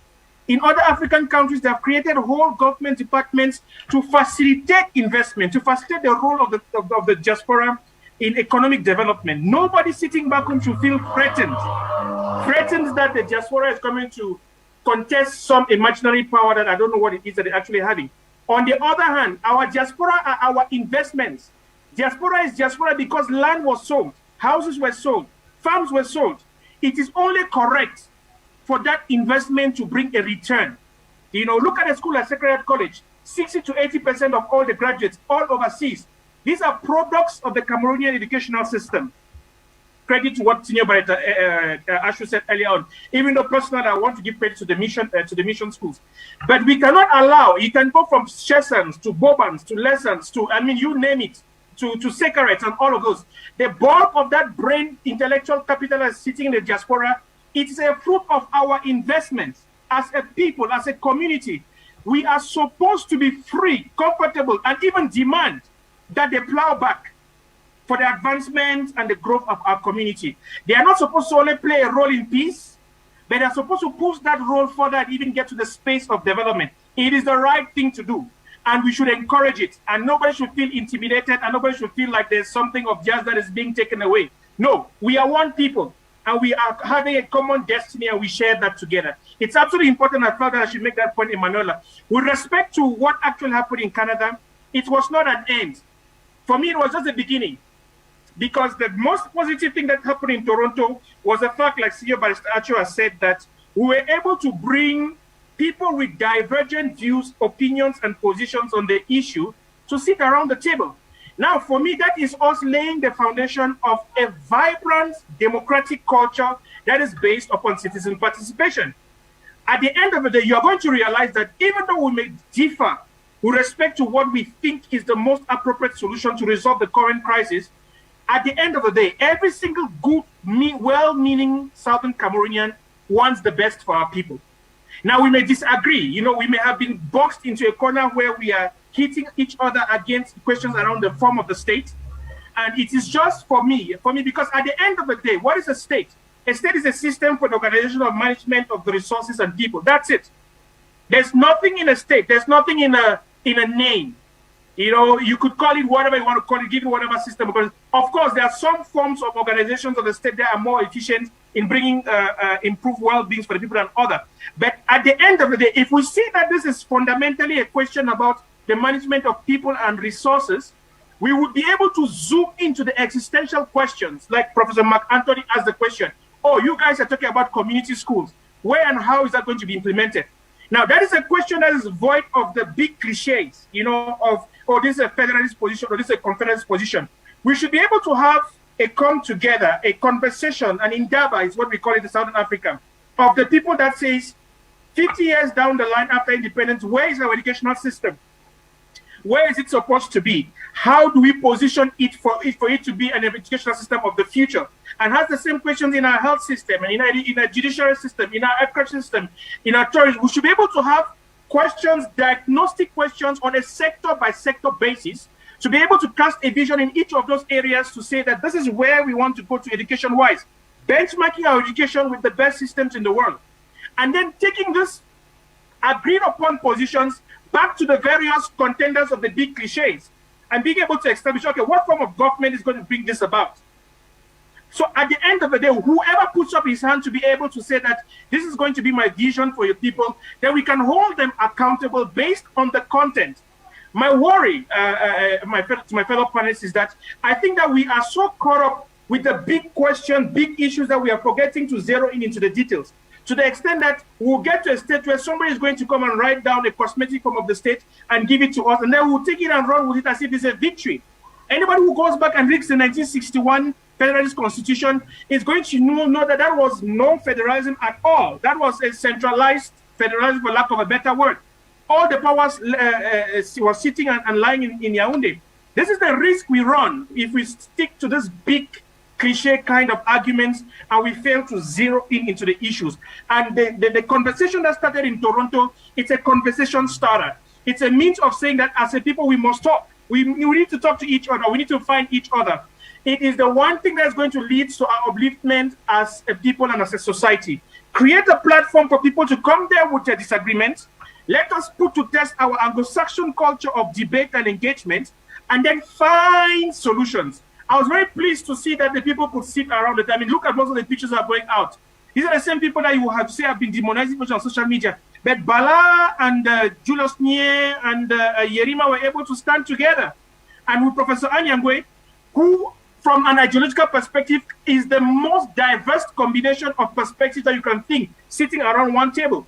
But when they meet together as Southern Cameroonians, there's something about our culture of governance that supersedes our differences. We're able to have logical engagement. And I think that we should encourage that.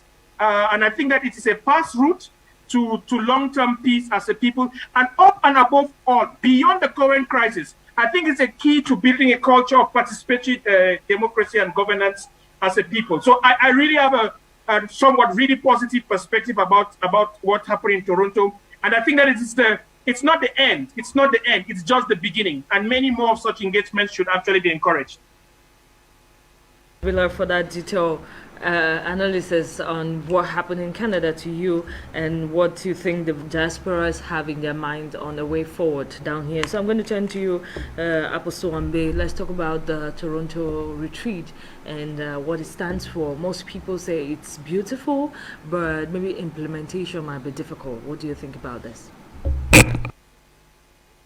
Well, Emma, I followed keenly the Toronto stuff, the retreat. It's been one of the prayers I've been praying since, because we're supposed to have a dialogue first as Anglophones. Yeah.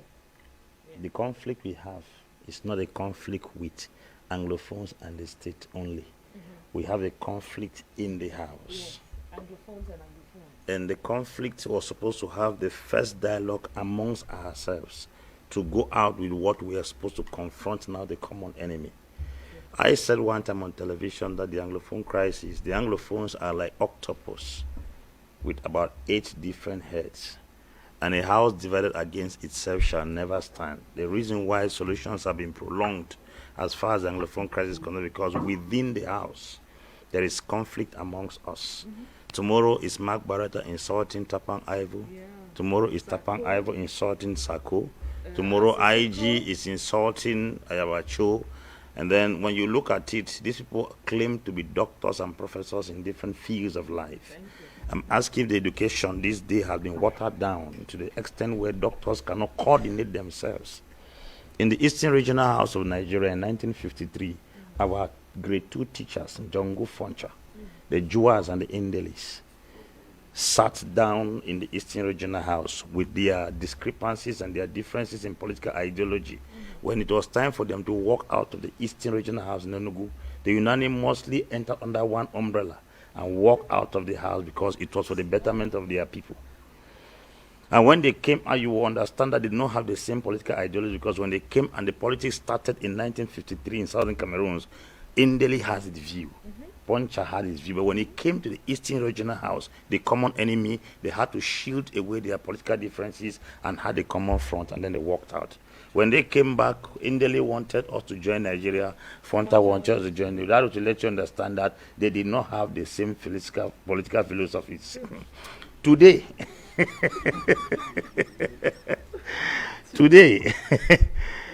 we have a serious problem that has prolonged this crisis, is because we have doctors and professors in international relations and public law and other areas who are unable, first of all, to bring themselves together. Talk less of confronting a common enemy. So you begin to ask if at all the thing is a child's play. It has caused innocent children who didn't go to school to pick arms. They are fighting, and then the more the individuals are unable to coordinate themselves, more people are dying. If I thought they were able to bring themselves earlier by 2017, and then the entire front gathered and said, we are standing on this, they should have been able to be singing that. Maybe it's because no matter what we do in conflict resolution, people must shift grounds. Yes. They must shift grounds. Whether we like it or not, okay, we want a secession.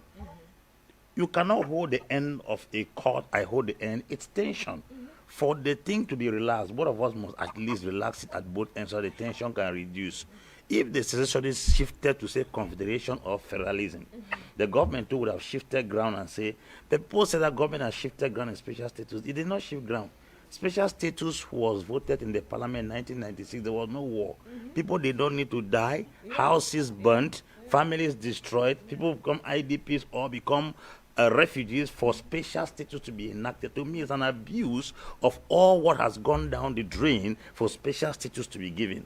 At least federalism or confederation should be the middle point where both parties shift at their end and then they come at this meeting point. But the problem now is, even amongst this end year, we don't have a common front. We cannot come, because by the time Akwanga is trying to move, Sako is pulling him back. By the time Sako wants to stand, Ayabacho is tearing his trouser. So the coalition for dialogue and negotiation has come like a referee. Come to referee a match played by so many hooligans. There should be somebody to show red card and yellow card to coordinate the brutalities. Because there's a lot of brutality. Oh, you people shouldn't laugh. Because that's what we are facing. So quality brutality is like a referee. Bring all these wounded players from different angles. Give somebody red card, somebody yellow card. Coordinate them. There should be whistling that somebody should stop. You don't kick this person here. Yes.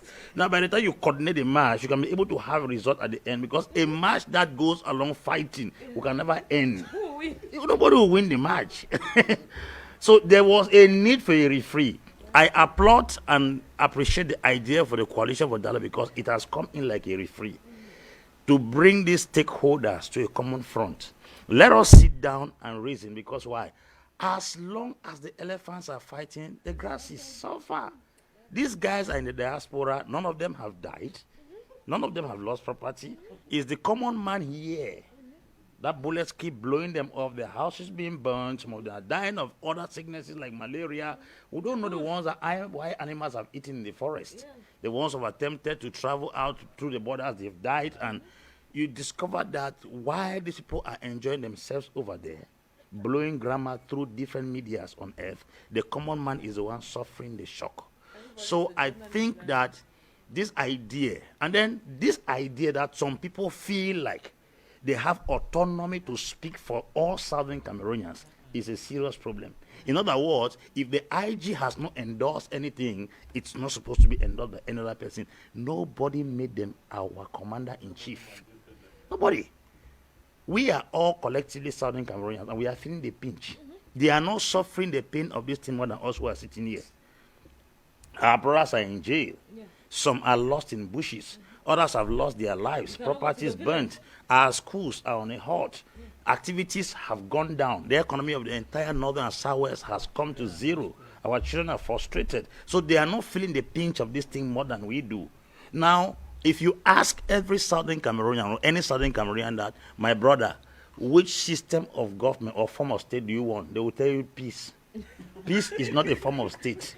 But that I'm serious. But that is what we want now. Keep your form of state. Keep your federalism. Keep your unionism. Keep your separatism. Give us peace. We are tired of the form of state. Now, let us now look at the form of state that can bring this peace we are longing for. True. That's the truth. We cannot pretend that this thing is not affecting the government. It's affecting them. That's why they are doing everything possible to put things in place.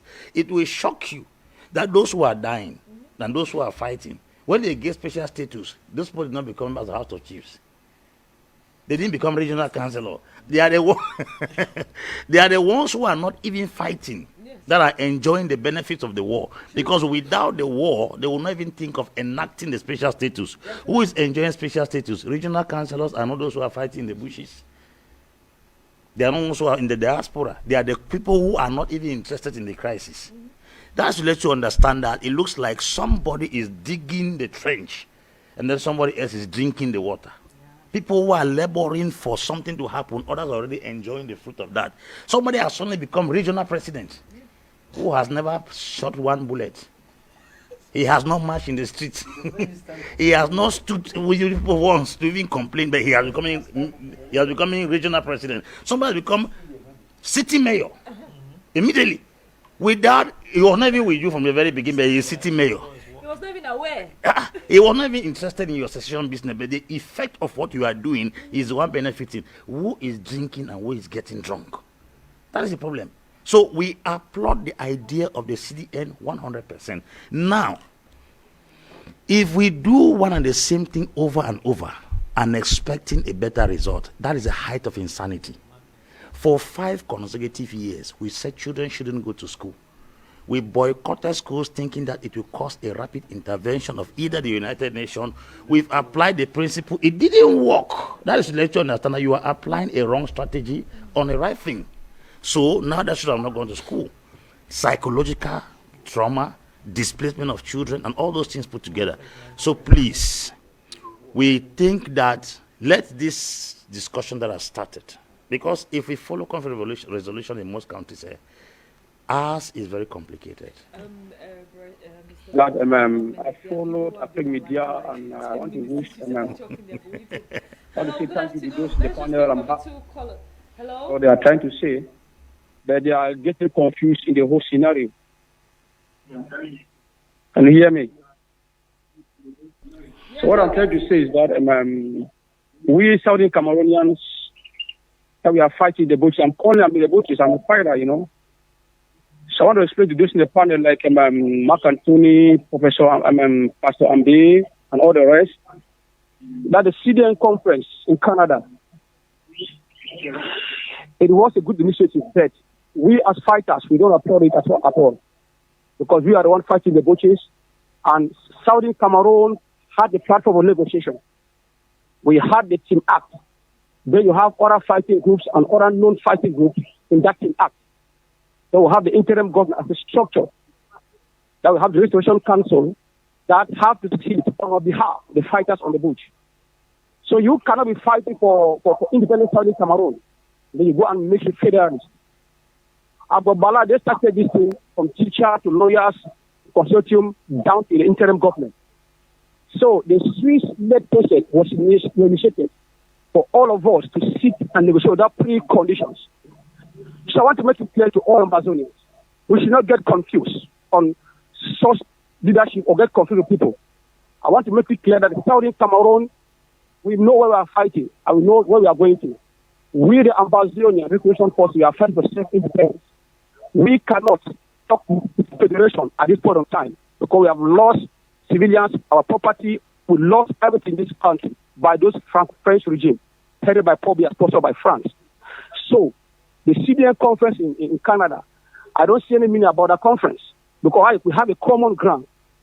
We have the Amazonian coalition team, the Team Amazonia. It's a platform for negotiation and the interim government and the people's interim government. The both states have to see as two equals to negotiate our terms of separation, nothing more, nothing less. So when I listen to Pastor Ambe saying that would authorize them to be our leader, it's a total sham because we have leaders in the days of E.M. Mindele, John Gufoncha. We have a government, we have a system, a structure in place from 1954. That same structure is being carried from consortium to the interim government, led by our former president, is in prison, headed now by comment. So, confusion about who is going to lead. This is not a political game. It's a war. It's a war. So they have to understand that I'm in the bushes. I'm fighting now for 5 years. And I want to make it clear that we are not at war and in conflict. Both sides must see it as two equals. So whoever is getting confused that I am this, I am that, I want to make it clear. We have gone past the days of federation. We cannot be talking federation when Saudi Arabia have been killed. We have to discuss on our terms of separation. And the Swiss-led process is a platform of negotiation endorsed by the international community. If you look carefully, American citizens voted in 1684. That is the resolution that backed the Swiss-led process, sponsored by Canada or international communities. So Saudi Cameroonians were in a good footing. If you are a leader, you have to find yourself under Team Act in collaboration with the interim government. That's the platform of negotiation. So we should not get confused because we are the one fighting. I'm in the bushes. I'm a fighter. I know what I'm doing. I'm not confused. And I'm not for personal interest, nor the interest of my family. I'm fighting to defend Amazonia because I've suffered since 1961 to date. And these criminals in Yaoundé, they are sitting there and they're enjoying the thing that we are going to lie low. The war is still going on. We have to face the fact. For those who went to Canada, they said they are there for Amazonia or whatsoever. I don't think at this time of the day, people still go and sit and talk about our views. Thank you very much for giving us your own take on this. We have many people on the line, so if you call, just summarize what you are saying so that we can take other people. We don't have much time on the program. We have like 10 minutes to the end of the program already. So thank you very much for giving us your take. I think we're going to take another caller in a minute, but I think that's what we're just saying in the studio, that maybe those who were chosen might not be accepted by all, but we'll talk about that before we go.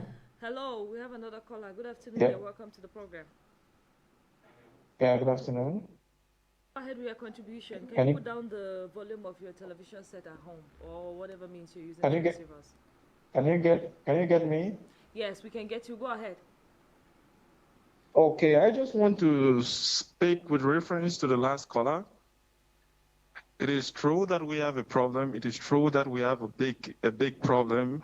And the people who went for the Coalition for National Dialogue went there in good faith. So what I want to say is that we cannot be saying those who went there are going to discuss views that are not pertinent. The views that were discussed there are very, very pertinent. And there is one big problem about this issue. We are all Southern Cameroonians, and we all have a right to think. Somebody should not sit somewhere and think that he has the magic solution to the problem, or he has the autonomy to say this is this, and everybody just has to adhere. There is a problem. So somebody can be a federalist, somebody can be a united Cameroonian, somebody can be a secessionist. So everybody has the right to come out with his own viewpoint. So what happened in Canada should be applauded, should be highly applauded by every Cameroonian, because that is a stepping stone to the highly desired peace. Hello? Hello? Try to round off. We're almost to the end of the program. Oh, okay, so what I want to say is that we should all be behind the Coalition for National Dialogue. We should all follow it in good faith with all our support, so that we can come to a lasting peace to this crisis, because we are all suffering from it. And we should not say anybody's point of view should be matched low, or somebody's point of view should not be looked upon as anything. We should all come together and be able to work for the successful growth of our country. Thank you very much. Thank you very much for giving us your own view on that topic. That's what we're seeing in the studio here. Some of the panelists were saying everybody should have a chance to talk or to be listened to, because one of the things that have really made this crisis to go too far is because people don't allow others to talk. When you say something, exactly, or you're really brought down. You were talking about reaction to what the fighter said, because to him what they went to do was not pertinent. Do you think that's a way forward? Emma, everybody is entitled to his or her opinion. Definitely. The issue is we should not abuse others for being dictators, or we are practicing the same thing. That's the irony. That's the challenge we have. We are trying to insult the people who seem to be marginalizing us as if they are dictators, and then we should act better than them. Even if all of us are going to rally behind secession, it should be out of conviction. People should not be compelled or intimidated to join a particular sector. We come together, if at all we are 200 as Southern Cameroonians, we say, okay, those who support the idea of federalism should lift up their hands. If the majority votes secession, then all of us will line up behind, considering the fact that we have started democracy within the House. We have proven the fact that if tomorrow we become independent nation, there will be free and fair elections. We have given an endorsement behind this particular ideology because they defeated us democratically in our own cycle. We now line up behind them, considering the fact that we have been defeated. Not that you superimpose your idea and try to force everyone to go along with you. It is not democracy. If you do this kind of thing before we take power, it tells me that we are trying to fight behind somebody who will dictate things for us tomorrow. I cannot be escaping from Peter to run the hand of Paul. I can't escape from a dictator to end another dictator. That's the truth. Just like Mali going to bring in Wagner to come and train the Malian army, and they feel like they are being delivered from France. You are running from another slave master to a better slave master. That is what they are telling us. If at all we are giving Southern Cameroonians the impression that if we have an independent country tomorrow, we will have free and fair election, then we should be flexible amongst ourselves now, because charity begins at home. If we cannot practice democracy at this level and give confidence to each and everyone to have freedom of expression, then you are telling us that we are trying to be cajoled into a system that will not even have a say tomorrow. Because if I stand tomorrow to challenge the government that is in power, I will be eliminated. What is the difference between what we are running from now? What's the difference? We don't like that kind of impression. Nobody is more hurt in this crisis than the other. I'm a Southern Cameroonian. I feel the pain, and I've been speaking on television since 2016. I've gone through all kinds of threats and intimidation, and I've been speaking till today, which means what we have been communicating has been helping also. If you are communicating through the gun, my own gun is my mouth. People have also won battles through their mouth. You are not the only fighter. People are fighting orally, and the power of the speech is stronger than the power of the gun. Yeah. Go on and ask what caused the genocide in Rwanda. It was a word over the radio that caused a spark. Go and ask what saved President Paul Biya from the 1984 coup d'etat. It was a common cable switched off from the radio station that frustrated that everything. So they should not joke with the power of those who are talking on air, because we are influencing this crisis in one way or the other. But I think is we should be able to come. That's why I said the first dialogue should be amongst Anglophones. And I regret if at all they ever allowed the ACC, the All Anglophone AAC of Christian Kadinatumi, we would not have found ourselves where we are today, because we would have had a common front. That's the simple truth. You go to South Sudan, Riek Machar, Salva Kiir, they were not the ones who started the Sudanese crisis. It was a doctor that started the Sudanese crisis. Later on, they hijacked it from him. But a greater population wanted secession. So the line up behind the secession is, if at all we have different factions in the southern Cameroons now, and that is the reason for the hate, because we don't have a common front, then there is a need for us to coordinate ourselves and find out who is the leader amongst us. Then we follow the leader, considering the fact that democracy has started at home, because we have been defeated through an election. That's what we are talking, not like we are against secession, or we are against federalism, or we are against unionists. Let us accept what the people want, because if democracy is government, then we should accept the majority rule. Yeah, definitely. That's it. Thank you very much, Mr. Last words around the table. We're almost at the end of the program. See, after listening to the spokesperson for FACO, I can recognize his voice. I think that CDN retreat was really necessary, because this is the type of thing that CDN wanted to avert. I mean, as a spokesperson, he is the one who is supposed to even tell the people down there that, look, please, we should learn to tolerate each other's position. We should not behave as if we are dictators or we have the monopoly of knowledge. I mean, when listening to this man, you ask yourself, does he think that if the crisis were abandoned to him, the fighter, he will carry Southern Cameroons out of this situation? Is it possible? All conflicts, all armed conflicts end on the negotiating table. Without the negotiating table, your conflict can never come to an end. So initiatives like those of the CDN, turning towards bringing people to the table, training people how to master the techniques of the table, are very welcome, sir. And I think the next one, you will have to attend, because a man like you will have to attend the next conference, because we need somebody like you to understand that it is necessary to communicate with your fellow citizens and make them understand your own viewpoint while you listen to their own, and not impose your opinion on them. Barrister Valentine, last words on this. Yeah, last word. I will get inspiration from the Holy Book, the Bible. Yeah. The Bible says in the book of Ecclesiastes that there's a time for everything under the skies. Yeah. You cannot hold that gun for the rest of your life. Continue fighting and fighting with no roadmap, just fighting. It means you are not a human being. The time for peace is around the corner. And let's give peace a chance. And he who fails to plan plans to fail. So there's nothing wrong with the coalition for dialogue and negotiations. Nobody can muzzle free speech in Southern Cameroons. Democracy is in our DNA. Nobody can come with a gun and say you should not think freely. Nobody can do that. They have been killing, but they will not kill the free expression of the people of Southern Cameroons. So what we are saying is that the coalition for dialogue and negotiation is a good beginning.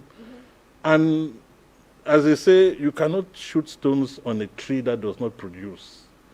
That is why you see people who have been taking the culture of war to be a way of life. They have been reaping from the economy of war. To them is bad news, and that bad news will continue. So we are on the right path. We shall continue in that direction, and at the end of the tunnel there will be peace, and not only peace, but both peace and justice. Thank you very much. Because what brought us here was the absence of justice. Yeah. We can only clamor for peace. Peace is not enough. So we have to go back to the drawing board and rewrite our history ourselves. Nobody can do it for us. Okay, thank you very much, Barrister Valentine JJ. Professor Mark Anthony, last words. I want to first of all begin by talking to the caller. I'm sure he knows what happened to my wife on the 28th of September 2017. He knows it because I know where he's coming from. Okay. And he is, since you recognize his voice, he is a fighter. Okay. He knows what happened. So someone like me will speak my mind.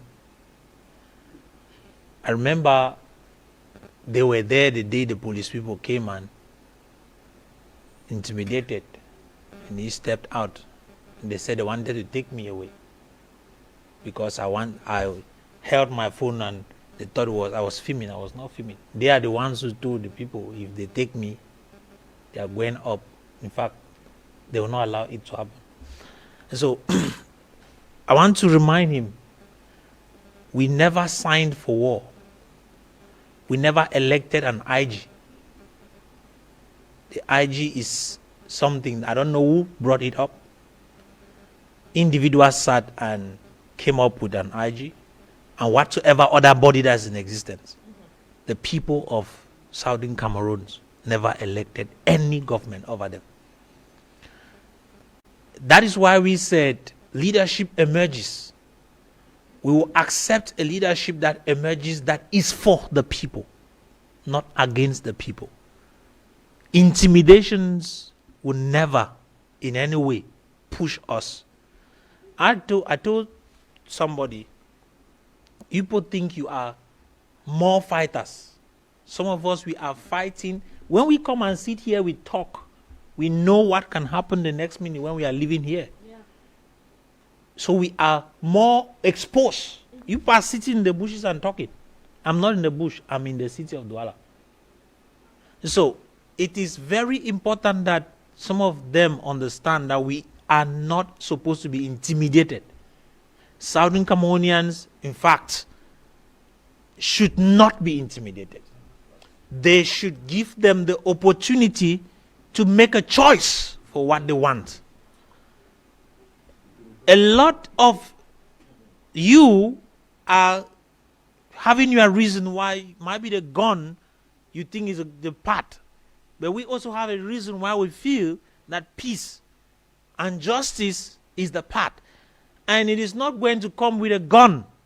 It is time to sit down and talk. And before that talking comes that you are expecting that, okay, I know some of you say, no, the Cameroon government needs to come and negotiate. That negotiation will not happen unless we, first of all, sit down and negotiate. We need to agree on what we want. Mm-hmm. And the part that the coalition for dialogue and negotiation has taken, initiating an opportunity for us all to sit down, is a good one. It is a good one and should be celebrated. And so instead of telling us that what they said was not pertinent, is not the right way, I don't think that's the right way. Okay.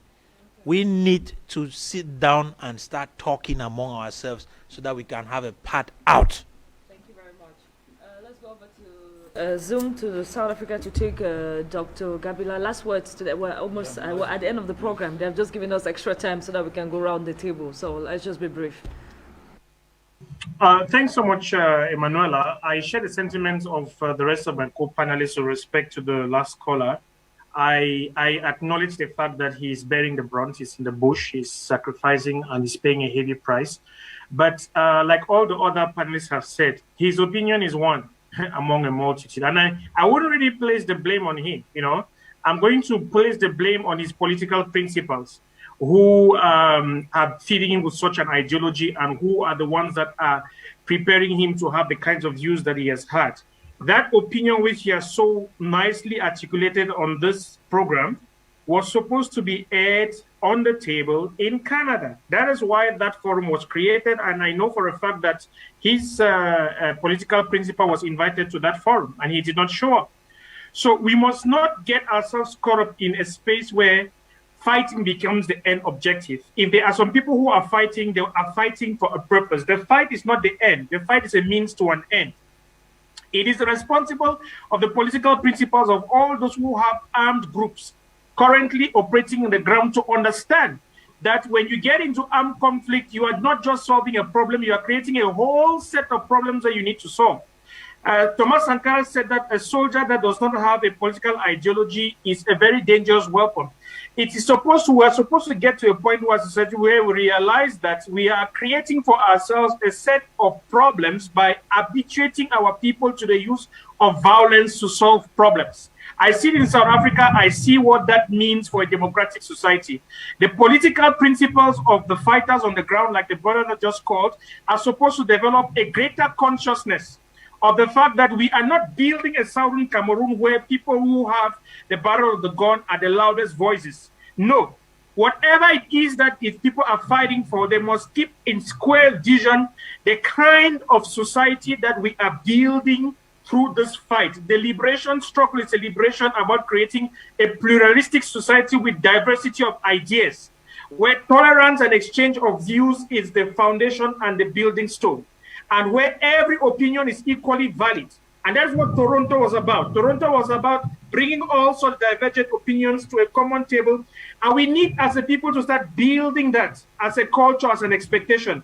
In the minds of all of our people who are fighting and all of us as citizens, the idea that you have the loudest voice because you have the biggest gun is supposed to be completely wiped out. Otherwise, we are creating a very big problem for ourselves. So I think that it calls for more responsibility for the political principles of the fighter that they just called, to be able to educate the people that are fighting on their behalf, so that we should have a clear sense of the kind of society that we are working to build on. It's not going to be easy. It's going to be a lot of work, but we need to keep casting that vision. The fight is not the end. It's not the objective. We're not fighting for the sake of fighting. We are fighting because we are trying to build a particular kind of society, and we must keep our vision focused on that society. Thank you very much, Doctor. So last words to you, Mr. Valentine. We may have differences in ideology, but we are the same people. Differences in thoughts, we are the same people. You may be from Southwest, I'm from Northwest, we are Southern Cameroonians. You may be a federalist, I may be a unionist, I may be a separatist, we are all Southern Cameroonians. That common identity should be our priority before the form of a state. We are more of Southern Cameroonians than a system of government. And we should accept this reality, that if I'm killing you, I'm not killing a federalist, I'm killing my brother, a Southern Cameroonian. I'm not killing a unionist, I'm not killing a separatist, I'm killing a Southern Cameroonian. That common identity is stronger than a form of a state. A form of a state can be changed at any time, but that identity as a Southern Cameroonian can never be changed. Let us go more for the substance than the shadows. I think the idea of us coming together and accepting what we want unanimously as a people is better. People should not superimpose their ideas and force their philosophies in the hearts of people. It is this divergence in views that will never allow us sit on a common ground and have a way forward. And by so doing, while we are playing these pranks, the enemy gains advantage over us and keeps on taking away our younger generation. We may end up tomorrow not have the generation that will take care of the future, because it's very delicate. The people who are supposed to take care of the future in Southern Cameroon, their minds are clouded because they have no education. We have already lost the next generation academically. We don't have leaders for the future. The ones who are supposed to stand to balance things, they are being killed by the gun. So look at where we are losing. We are losing on all fronts. So it is important and imperative for us to come on the common ground and decide on what we want before we keep on playing the fool and the enemy keeps getting advantage over us. So I'm calling our brothers and sisters from the Southern Cameroon origin that we should come on a common ground, a common table, and decide what we want unanimously. And we should not forget the fact that those form of states only came to meet us as Southern Cameroonians.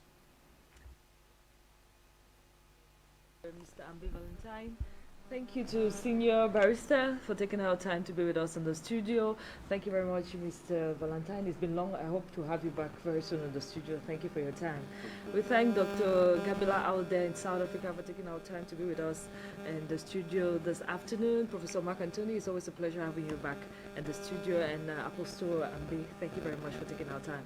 Ladies and gentlemen, next edition we'll talk about, because one of their main resolutions was to talk about school resumption. How possible is this? Because the problem is on the field, not on the table, or not the talking, but is it actually possible on the field? So we'll have an edition for that. This program is going to be rebroadcasted on Monday at 3 p.m. so you can still watch it live from the African Media, and it was also live on Facebook if you want to watch and read the messages. I'm sorry we had no woman in the panel. There were some people who sent messages on our live program saying we would have had women on the panel too. Some other time we'll book that on the edition. Stay tuned to programs on African Media. Have a beautiful weekend.